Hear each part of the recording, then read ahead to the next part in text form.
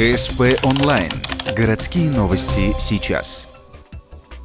Мини-футбольный клуб «Ухта» готовится к последнему домашнему матчу в этом сезоне. Соперник – московский КПРФ. Красно-белые занимают 4-ю строку в турнирной таблице чемпионата России среди команд Суперлиги. Следом с таким же количеством очков новосибирский «Сибиряк» и с небольшим отставанием екатеринбургская «Синара». Ожидается, что ближайший матч будет очень напряженным. КПРФ по силе приравнивают к именитой «Дине». КПРФ очень хорошая команда, сплоченный коллектив, не первый сезон Суперлиги.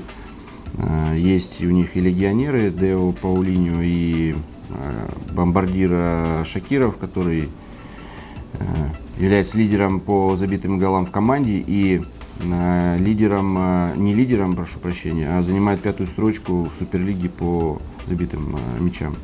Прошлая встреча Ухты и КПРФ прошла в ноябре. Тогда столичные футболисты одержали 2 победы с нескромным счетом 9-2 и 9-4. Это видел Юрий Руднев, самый именитый тренер страны. Президент ухтинского клуба Виталий Габуев предложил ему интересную задачу – за оставшиеся полгода помочь нашему клубу заработать 10 очков, имея на тот момент всего 3. Планка уже преодолена. Теперь болельщики смогут увидеть принципиально новую команду, отличную от той, что проиграла москвичам осенью. Делать сравнение, принципиально неправильно.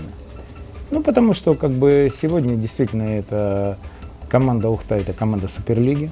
И это, я думаю, все так увидели, и болельщики увидели, и соперники знают. И, конечно же, никто не приезжает сюда, чтобы списывать карточки, как это делала КПРФ в матче с Ухтой.